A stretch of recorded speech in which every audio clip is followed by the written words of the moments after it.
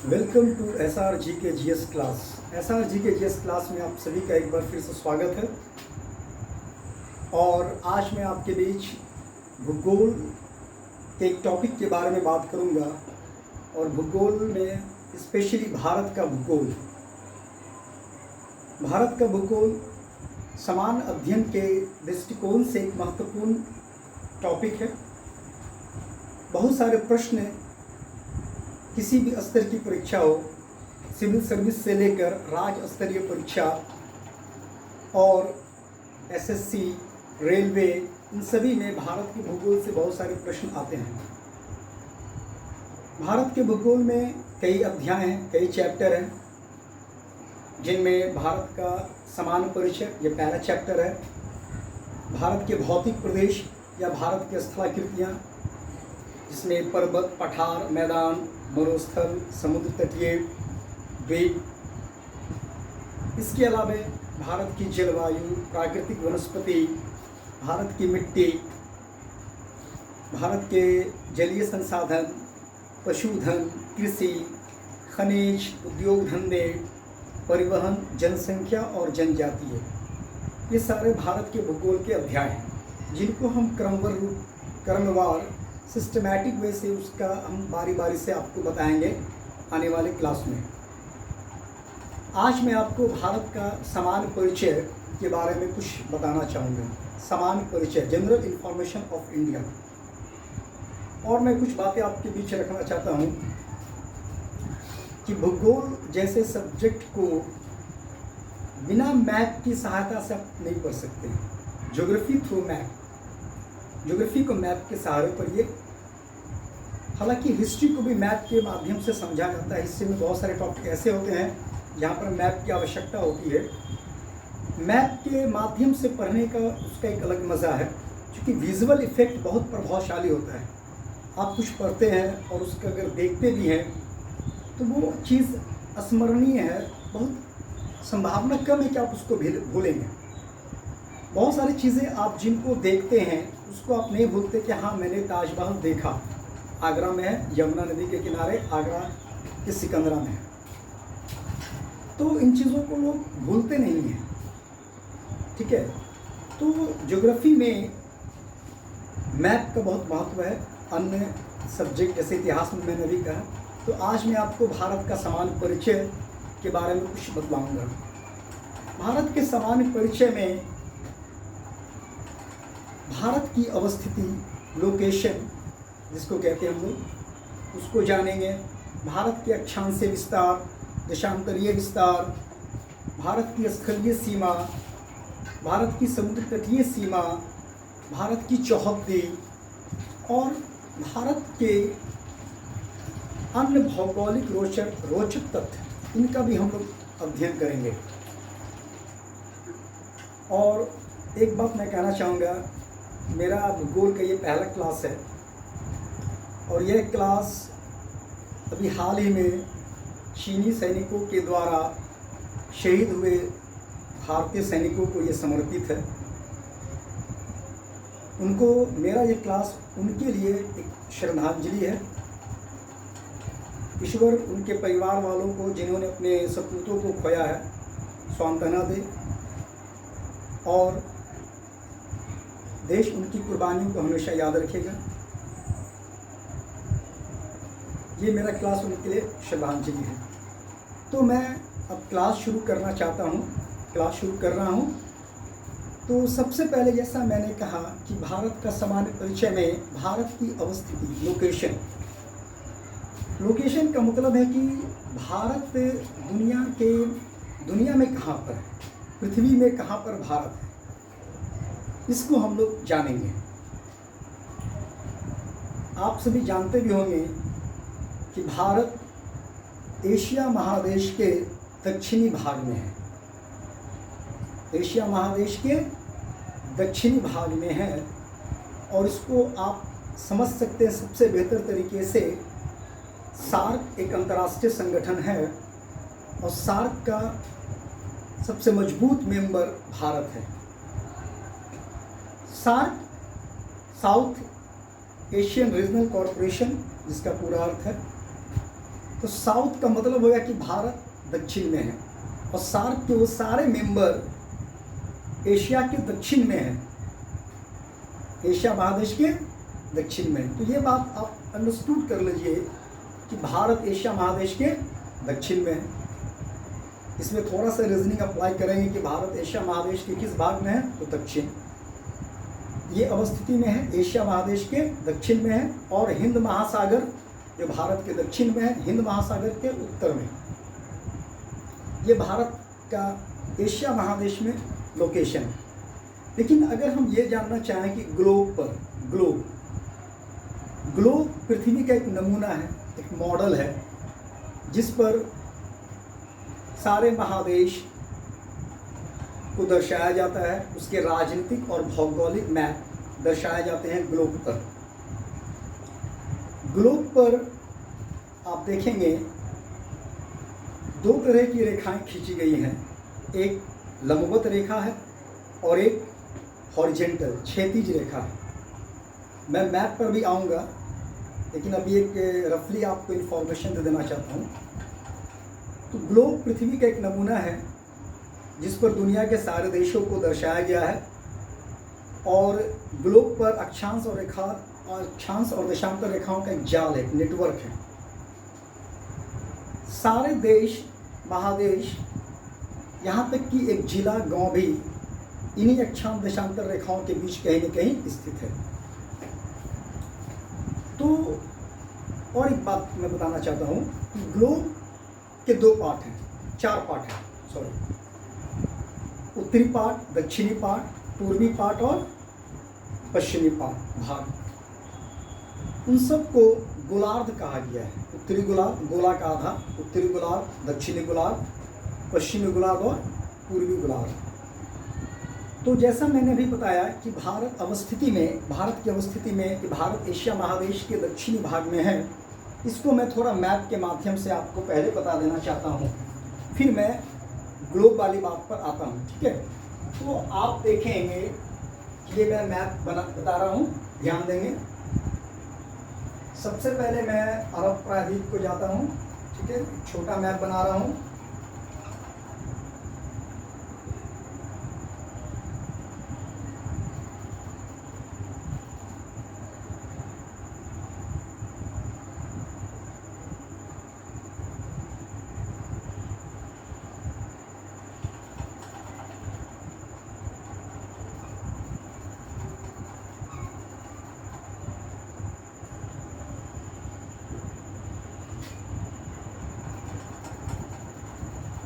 एक बात ध्यान देंगे कि मैप जो मैं बनाता हूँ वो मापक के अनुसार, स्केल के अनुसार सही नहीं है, केवल दर्शाने के लिए कि ये इंडिया है, ये एशिया है, ये केवल दर्शाने के लिए। On according to scale map सही नहीं है, केवल दर्शाने के लिए, एक विजुअल इंप्रेशन के लिए कि हाँ ये मैप है। ठीक है, अब आप इस मैप पे देख लीजिए, ये एशिया महादेश है पूरा, ये अपना इंडिया हो गया, ये एशिया का पश्चिमी भाग, ये पूर्वी भाग, ये नॉर्थ, ये एशिया का दक्षिणी भाग। ठीक, तो भारत एशिया महादेश के दक्षिणी भाग में है। ये श्रीलंका है और ये नीचे में है हिंद महासागर। तो हिंद महासागर के उत्तर में और एशिया महादेश के दक्षिण में। इसके ऊपर में रूस है, ये वाला मंगोलिया। ठीक है, बाकी अन्य भी देश है। तो भारत एशिया महादेश के दक्षिणी भाग में है, ये चीज़ क्लियर है। और दूसरा है हिंद महासागर के उत्तर में। ठीक, एशिया महादेश के पश्चिम में मैक्सिमम अरब प्रदेश के जो कंट्री हैं, सऊदी अरब है, ईरान, इराक, सीरिया, नाम सुनेंगे, ये सारे हैं। मध्य एशिया में रूस से जो अलग हुए हैं, कजाकिस्तान, तुर्कमेनिस्तान, उज्बेकिस्तान, किर्गिस्तान, ये सारे हैं। दक्षिण में सार्क के सारे सदस्य देश दक्षिण में। पूर्वी एशिया में चीन, Japan, north Korea, south Korea, ये सारी कंट्री आते हैं, फिलीपींस वगैरह, ये सारे पूर्वी एशिया में। ठीक, अब हम जो मैंने अभी थोड़ी देर पहले बताया ग्लोब पर क्या पोजीशन है। ठीक है, तो ग्लोब जो पृथ्वी का नमूना है, ये हो गया ग्लोब आपका, ठीक। ग्लोब के दो पार्ट है, चार पार्ट हैं। सबसे पहले ग्लोब पर एक लाइन है खींची गई है, इसको कहते हैं भूमध्य रेखा, 0 डिग्री अक्षांश, इसको कहते हैं भूमध्य रेखा। ये ग्लोब को दो बराबर इक्वल पार्ट में डिवाइड करती है। एक और रेखा है जो ग्लोब को दो भागों में डिवाइड करती है, इसको कहते हैं 0 डिग्री देशांतर रेखा, जिसको पीएम प्राइम मेरिडियन भी कहते हैं, प्रधान देशांतर रेखा, ठीक। प्रधान देशांतर रेखा की परिभाषा है दुनिया के बीच से, पृथ्वी के मध्य से होकर गुजरने वाली रेखा को प्रधान देशांतर रेखा कहते हैं, जो अर्थ को दो बराबर इक्वल पार्ट में डिवाइड करें। तो दो ऐसी काल्पनिक रेखाएं हैं जो पृथ्वी को दो बराबर भागों में डिवाइड करती है। एक भूमध्य रेखा है, नाम से स्पष्ट, भूमध्य, भू माने भूमि, मध्य माने बीच, भूमि के मध्य से जो रेखा गुजरी है उसको कहते हैं भूमध्य रेखा। और एक रेखा है 0 डिग्री प्रधान देशांतर रेखा, जो पृथ्वी को ये भी दो बराबर भागों में डिवाइड करती है। पहला भूमध्य रेखा डिवाइड करता है उत्तरी भाग, उसके नीचे दक्षिणी भाग। देशांतर रेखा के लेफ्ट साइड में जाएंगे वेस्ट और राइट साइड में जाएंगे ईस्ट। तो ये जो ग्लोब है, ग्लोब का चार पार्ट हो गया, उत्तरी गोलार्ध, दक्षिणी गोलार्ध, पश्चिमी गोलार्ध और पूर्वी गोलार्ध, ठीक है। अब इस ग्लोब पर, जैसा मैंने अभी थोड़ी देर पहले कहा था कि अक्षांश और देशांतर रेखाओं का एक नेटवर्क है, जाल है। ये सारी हॉरिजेंटल लाइन जितनी भी होती हैं वो सब कहलाती हैं अक्षांश रेखाएं, ठीक है।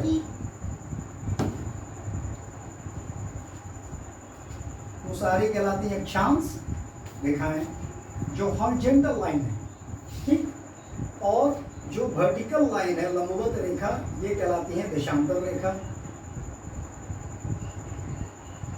ये सारी काल्पनिक रेखाएं, वास्तव में पृथ्वी पर ऐसी कोई रेखाएं खींची नहीं गई है और खींचना भी असंभव है।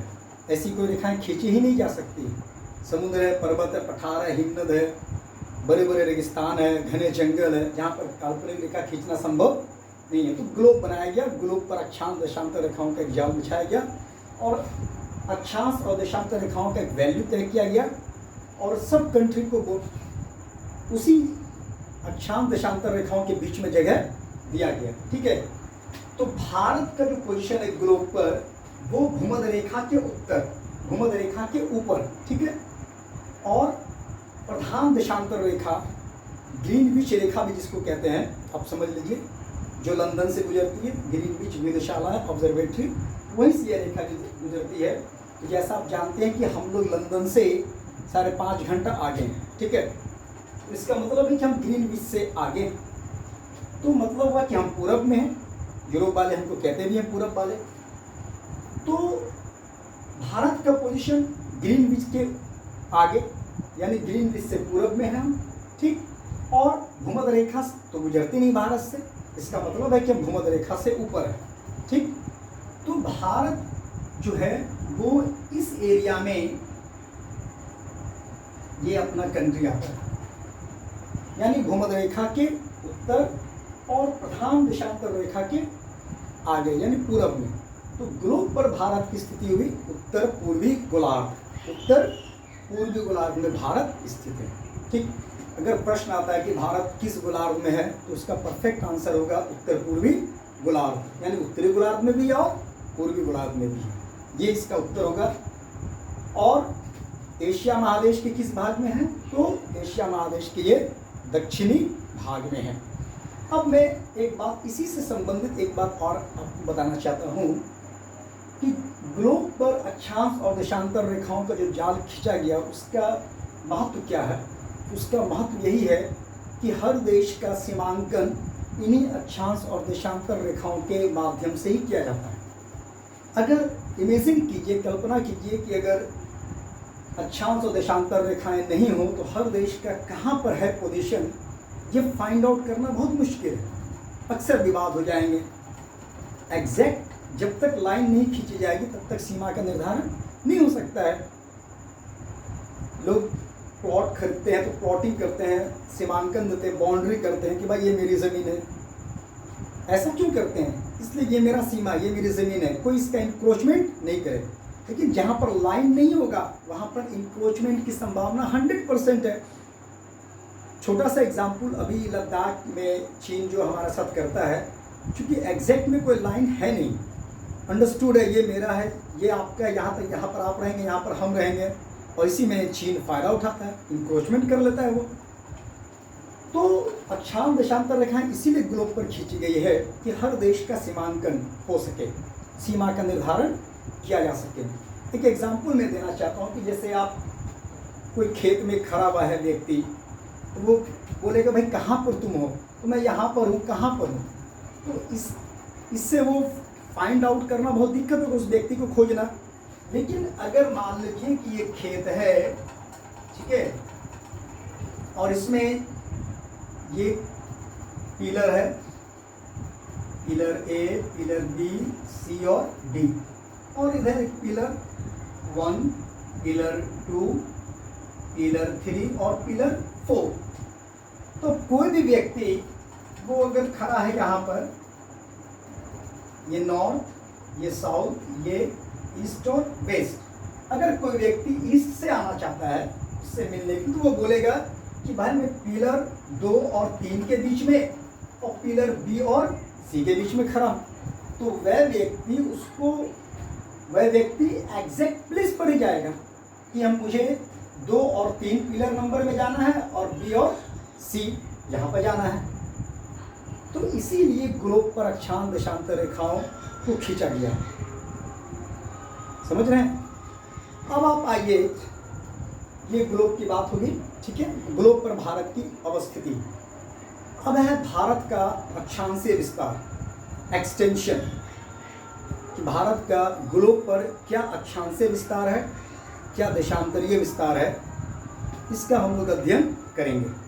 ठीक है, तो ग्लोब पर भारत का जो अक्षांशीय विस्तार है, दो तरह से अक्षांशीय विस्तार भारत का, एक संपूर्ण अक्षांशीय विस्तार, ठीक, और एक है मुख्य भूमि का अक्षांशीय विस्तार। मुख्य भूमि, मेन लैंड।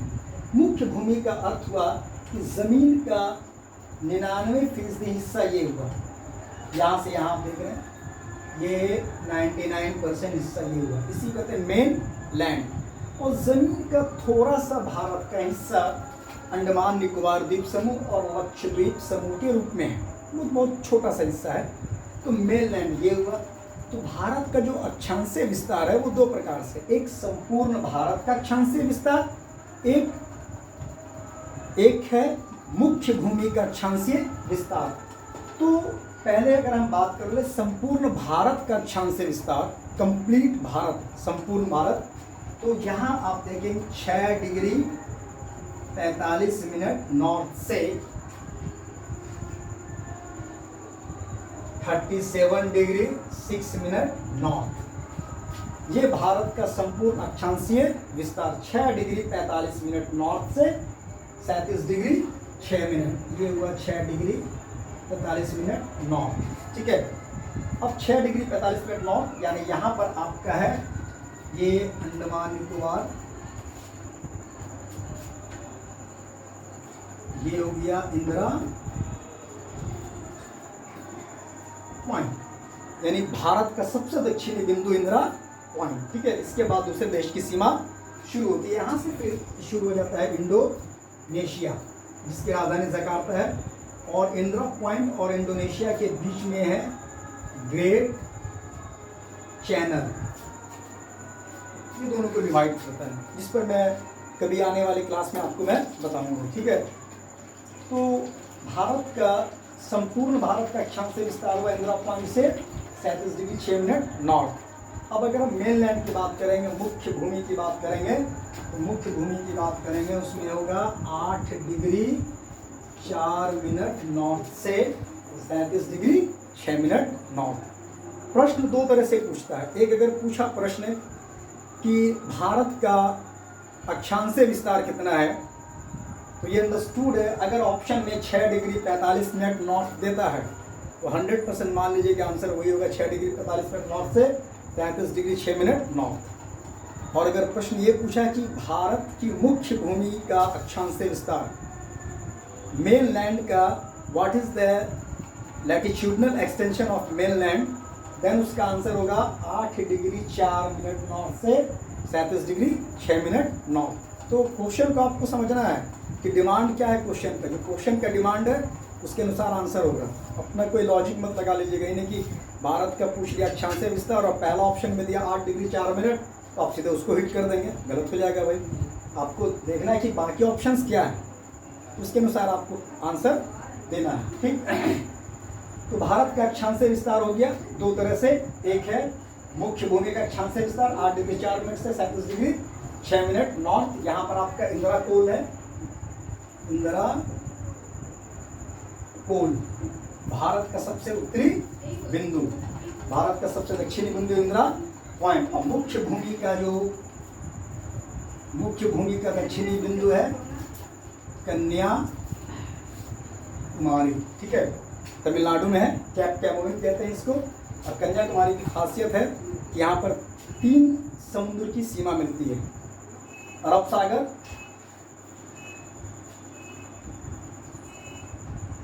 यह है बंगाल की खाड़ी, और नीचे आपका हो गया हिंद महासागर। तो प्रश्न यहाँ पर एक छिपा हुआ है कि भारत का वह राज्य जिसकी सीमा अरब सागर को भी छूती है, बंगाल की खाड़ी को भी छूती है और हिंद महासागर को, यानी भारत का इकलौता राज्य जिसकी सीमा 3 समुद्रों को छूती है। स्टेट में आंसर होगा तमिलनाडु, और पर्टिकुलर अगर कोई प्लेस पूछा तो उसका उत्तर होगा कन्याकुमारी, ठीक है। और यहाँ पे एक चीज़ है कि यहाँ पर अर्धचंद्राकार शेप बनता है, वो मैं बाद में ऑब्जेक्टिव में भी बताऊंगा आपको, ठीक है। तो भारत का मुख्य भूमि का दक्षिणी बिंदु कन्याकुमारी से शुरू होता है 8 डिग्री 4 मिनट नॉर्थ से 37 डिग्री 6 मिनट नॉर्थ इंदिरा कोल तक। और मेन संपूर्ण भारत की बात करेंगे तो 6 डिग्री 45 मिनट यानी इंदिरा पॉइंट से लेकर इंदिरा कोल तक, ये आपका संपूर्ण भारत का अक्षांशीय विस्तार, ठीक है। अब आप देखिए भारत का देशांत, एक चीज और मैं बता देना चाहता हूँ, लेकिन हाँ, कि भारत के बीच से लगभग 30 अक्षांश रेखाएं गुजरती हैं, लगभग 30 अक्षांश रेखाएं भारत के बीच से क्रॉस करती है, ठीक है। जैसे ये 6 डिग्री क्रॉस कर रहा था 45 में, 6 7 8 हो गया, 8 के बाद फिर 9 10 11 12 13 14 15 फिर 37 गया।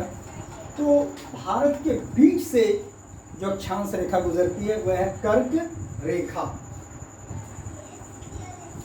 कर्क रेखा। कर्क रेखा भूमध्य रेखा से 23.5 डिग्री उत्तरी अक्षांश, भूमध्य रेखा से 23.5 डिग्री नॉर्थ रेखा को कहते हैं कर्क रेखा, ट्रॉपिक ऑफ कैंसर। बहुत गर्म इलाका वो होता है जहाँ से कर्क रेखा गुजरती है, ठीक है। और इससे एक बात अभी और बताऊंगा, लेकिन एक बात बता देना चाहता हूँ कि आज 21 जून उत्तरी गोलार्ध का सबसे बड़ा दिन, और आज के दिन सूरज कर्क रेखा पर लंबवत चमकता है, 90 डिग्री कोण बनाता है, इसकी किरणें सीधी पड़ती है और सबसे ज़्यादा दिन बड़ा होता है, गर्मी भी खूब पड़ती है आज के दिन। और 21 जून के बाद से यानी 22 जून से सूरज फिर साउथवार्ड धीरे धीरे दक्षिण की ओर जाना शुरू होता है और दिन की अवधि फिर छोटी होती जाएगी। जून के बाद जुलाई, अगस्त, सितंबर, और आपको आएगा 23 सितंबर। 23 सितंबर आएगा जब सूरज आ जाएगा भूमध्य रेखा पर, तब पूरे दुनिया में दिन और रात की अवधि बराबर होगी, इक्वल डे इक्वल नाइट्स, जिसको कहते हैं इक्विनॉक्स, शरद विषुव भी कहते हैं उसको, शरद विषुव, ठीक है। तो सबसे बड़ा दिन आज के दिन हुआ 21 जून। तो कर्क रेखा भारत के मध्य से होकर गुजरती है, बीच से भारत को 2 बराबर भागों में डिवाइड करती है, उत्तरी भारत और दक्षिणी भारत। कर्क रेखा आप सभी जानते भी होंगे भारत के 8 राज्यों से गुजरती है। तो मैं 8 राज्यों का फिगर ड्रॉ कर रहा हूँ, लेकिन हर स्टेट का फिगर एग्जैक्ट नहीं होगा, लेकिन हाँ लोकेशन सबका सही होगा कि ये स्टेट है, इसके बाद ये स्टेट है, ये लोकेशन से ही होगा। जैसे आप देखेंगे, सबसे पहले मैं गुजरात बना रहा हूँ, गुजरात के बाद ये आपका गया राजस्थान, ठीक, राजस्थान का दक्षिणी भाग क्रॉस करता है डूंगरपुर, बांसवाड़ा, ये दो डिस्ट्रिक्ट है जहाँ से करके क्रॉस करती है। उसके बाद आपका है ये मध्य प्रदेश, मध्य प्रदेश के बाद आइए आप छत्तीसगढ़, ठीक, 26वां राज्य बना एमपी से कटकर। इसके बाद आपका ये है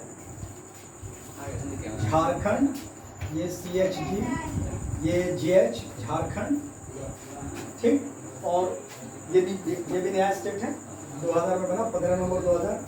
इसके बाद आपका ये स्टेट आ गया WB वेस्ट बंगाल, ये आपका है त्रिपुरा TRP, और ये है MZ मिजोरम, ठीक। तो ये 8 स्टेट हो गए हैं, सबका लोकेशन सही है, फिगर 100% नहीं है, बस समझाने के लिए कि ये गुजरात पश्चिम से शुरू करेंगे, गुजरात, राजस्थान, MP, छत्तीसगढ़, झारखंड, झारखंड को बीच से क्रॉस करती है, MP को भी, ठीक है, गुजरात को भी बराबर पार्ट में डिवाइड करती है, पश्चिम बंगाल के दक्षिणी भाग से गुजरती है, ठीक। उसके बाद त्रिपुरा और मिजोरम, ये हो गया 8 स्टेट, 8 स्टेट से करके रेखा गुजरती है। अब 8 स्टेट में आप, अगर एक चीज़ और इसमें बता देना चाहता हूँ कि 8 स्टेट में गुजरात की राजधानी गांधीनगर वो कर्क रेखा के निकट है, ठीक है। उसके बाद भोपाल आपका है कर्क रेखा के नज़दीक, ठीक, फिर रांची कर्क रेखा के नज़दीक है, फिर कोलकाता है, फिर अगरतला है, फिर है आइजोल। तो ये सब स्टेट है जो कर्क रेखा के नियरेस्ट हैं, कर्क रेखा के नियरेस्ट हैं। तो हर इसमें छत्तीसगढ़ को और राजस्थान को छोड़ गए तो लगभग स्टेट की राजधानी कर्क रेखा के आसपास में है। इसमें जो प्रश्न आपको बनेंगे, बहुत सारे प्रश्न बनेंगे। एक सिंपल क्वेश्चन तो बना कि भाई कर्क रेखा कितने राज्यों से गुजरती है, फिर आपको इसमें क्वेश्चन बनेगा कि भाई कर्क रेखा के कौन निकट स्थित है। हो सकता है ऑप्शन में देगा गांधीनगर, भोपाल, रांची, और एक ऑप्शन दे देगा आपको जयपुर। तो जयपुर आपका कर्क रेखा से क्या हो गया भाई, दूर, या दिल्ली भी दे सकता है कर्क रेखा के दूर। एक क्वेश्चन बना। और इसमें एक बात समझ लीजिए कि कर्क रेखा पर जो भी है वहाँ पर सूर्य की किरणें 90 डिग्री का कोण बनाएगी, 100%। वहाँ पर सूर्य की किरणें 90 डिग्री का कोण बनाती है कर्क रेखा पर जो भी शहर स्थित हैं। अब वो बनेगा 21 जून को, तो 90 डिग्री सन के ऊपर सूरज रहेगा। और कर्क रेखा के बाहर जितने भी शहर हैं या जो भी राज्य हैं, उन सब राज्यों के जो भी जिला हैं, शहर हैं, वहाँ पर सूरज की किरणें कभी भी 90 डिग्री का कोण नहीं बनाएगी, क्योंकि वो सब कर्क रेखा से उस पार है और सूरज का जो सीमा है वो कर्क रेखा ही है, कर्क रेखा के ऊपर वो नहीं जाता है। तो वहाँ पर किरणें पड़ेगी तिरछी, वहाँ पर 90 डिग्री कोण सूरज नहीं बनाएगी। ये बात आप समझ लीजिए। तो अगर क्वेश्चन इस तरह से भी घुमा के आपको पूछ सकता है कि निम्नलिखित में किन शहरों में सूर्य की किरणें लंबवत पड़ेगी, ऑप्शन देगा गांधीनगर, भोपाल, रांची, कोलकाता, और एक ऑप्शन देगा दिल्ली। तो उत्तर होगा दिल्ली, इसलिए कि दिल्ली कर्क रेखा से बहुत दूर है। बाकी स्टेट, बाकी जो शहर जिनका मैंने नाम लिया वो कर्क रेखा के नज़दीक है। तो कर्क रेखा के नज़दीक जो भी है सब पर 90 डिग्री कोण बनेगा, लेकिन कर्क रेखा से ऊपर जो भी है उस पर सूर्य की किरणें कभी भी 90 डिग्री का कोण नहीं बनाएगी। इस बात को आप समझ रहे हैं। और एक बात, कन्याकुमारी से लेकर कर्क रेखा के बीच में जितने भी स्टेट आएंगे और उसके जितने भी शहर और जिला हैं, उन सभी पर सूर्य की किरणें साल में 2 बार 90 डिग्री का कोण बनाएगी। साल में 2 बार 90 डिग्री का कोण बनाएगी।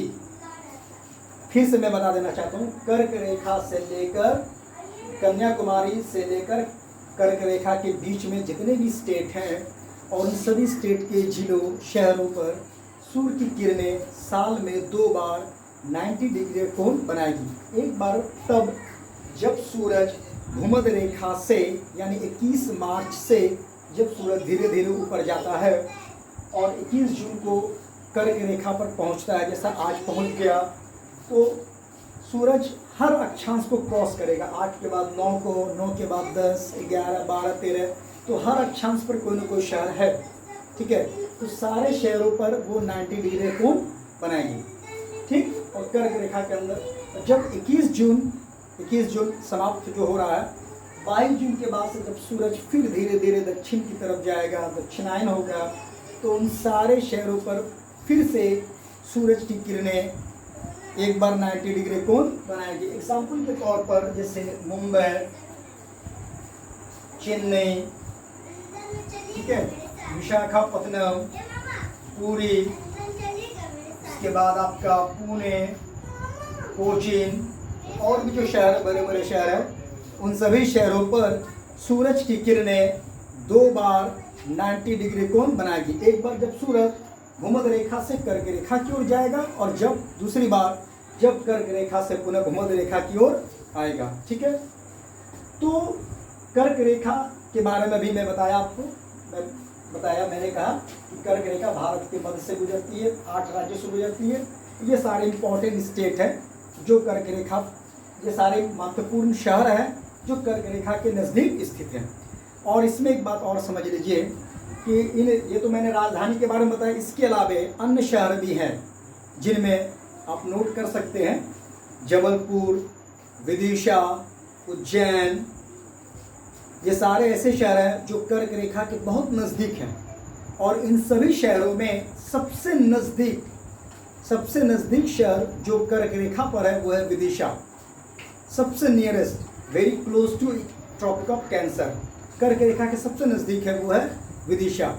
अगर प्रश्न कभी ये पूछा कि भोपाल, उज्जैन, जबलपुर और विदिशा, इन सभी शहरों में कौन सा शहर कर्क रेखा के सबसे नज़दीक है, तो उसका उत्तर होगा विदिशा। विदिशा का जो अक्षांश है वो है 23.32 डिग्री 32 मिनट, 23 डिग्री 32 मिनट पर है, ठीक है, विदिशा का पोजीशन। भोपाल का जो लोकेशन है, भोपाल का लोकेशन आपका जाता है 23 डिग्री 10 मिनट, ये भोपाल है। इसी तरह से अन्य शहर हैं जिनका पोजीशन है, तो सबसे नियरेस्ट है विदिशा। समझ गए? तो अक्षांशीय विस्तार में मैंने आपको बताया भारत का मुख्य भूमि का अक्षांशीय विस्तार 8 डिग्री 4 मिनट नॉर्थ से 37 डिग्री 6 मिनट, और संपूर्ण भारत का 6 डिग्री 45 मिनट से 37 डिग्री 6 मिनट नॉर्थ, ठीक। फिर मैंने ये बताया आपको कि भारत के बीच से गुजरने वाली सबसे महत्वपूर्ण रेखा वो है कर्क रेखा 27 डिग्री नॉर्थ, ठीक। उसके बारे में मैंने बहुत सारी महत्वपूर्ण बातें आपको बताई, उससे संबंधित प्रश्न भी मैंने आपको कहा, ठीक है। अब हम जानेंगे देशांतरीय विस्तार, लॉन्गिट्यूडनल एक्सटेंशन। देशांतरीय विस्तार जो भारत का है वो है 68 डिग्री 7 मिनट पूर्वी देशांतर से 97 डिग्री 25 मिनट पूर्वी देशांतर, ठीक है। मैं आपको नीचे अगर दिखता है तो जरा सा ध्यान दे देंगे, रफली समझा रहा हूँ। 2 लाइन दिया मैंने, 8 डिग्री 4 मिनट नॉर्थ, ये है 37 डिग्री 6 मिनट नॉर्थ, ये हो गया 6 डिग्री 45 मिनट नॉर्थ, ये आपका हो गया 68 डिग्री 7 मिनट ईस्ट, ये हो गया 97 डिग्री 25 मिनट ईस्ट। ये जो आप देख रहे हैं वर्टिकल लाइन, ये है देशांतरीय विस्तार। देशांतरीय विस्तार लॉन्गिट्यूडनल एक्सटेंशन इंडिया का वो कितना है 68 डिग्री 7 मिनट पूर्वी देशांतर से 97 डिग्री 25 मिनट पूर्वी देशांतर, यानी पूर्वी देशांतर में भारत स्थित है। अब इसके बीच से एक रेखा गुजरती है, दोनों का हाफ होगा,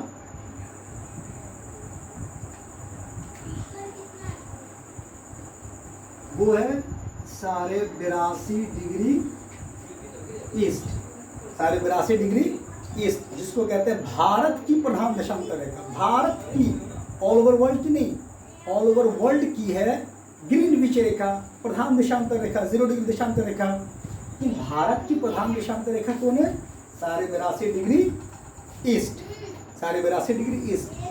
किसी भी देश की वह देशांतर रेखा जो उस देश को 2 बराबर भागों में डिवाइड करे, उसको उस देश की प्रधान देशांतर रेखा कहते हैं। उस देश की, भारत के लिए 82.5 डिग्री पूर्व देशांतर रेखा, अमेरिका के लिए 75 डिग्री पश्चिमी देशांतर रेखा। हर देश के लिए अलग अलग प्रधान देशांतर रेखा है। अपने देश के लिए क्या है? 82.5 डिग्री पूर्वी देशांतर रेखा। यह 82.5 डिग्री पूर्वी देशांतर रेखा जो भारत की प्रधान देशांतर रेखा कहलाती है, भारत को 2 भागों में डिवाइड करती है, पूर्वी भारत और पश्चिमी भारत। और यह भारत के 5 राज्यों से गुजरती है। मेन सेंटर है इलाहाबाद, जिसका नया नाम है प्रयागराज। प्रयागराज के नैनी से, इसको इलाहाबाद के नैनी से भी कहते थे। तो प्रयागराज के नैनी से ये रेखा गुजरती है 5 स्टेट से। यूपी के बाद आपका आएगा एमपी के बाद छत्तीसगढ़ के बाद उड़ीसा, और उड़ीसा के बाद आंध्र प्रदेश। ध्यान देंगे, तेलंगाना से ये रेखा नहीं गुजरती है। कन्फ्यूज़न नहीं करना है कि तेलंगाना नहीं, तेलंगाना से ये रेखा क्रॉस नहीं करती है। केवल 5 स्टेट, ठीक, 5 स्टेट आप याद रखेंगे। यूपी, एमपी, उसके बाद छत्तीसगढ़ के बाद आपका आएगा उड़ीसा, और उड़ीसा के बाद आंध्र प्रदेश। ये 5 स्टेट है। तो 5 स्टेट से क्रॉस करती है 82.5 डिग्री पूर्वी देशांतर रेखा।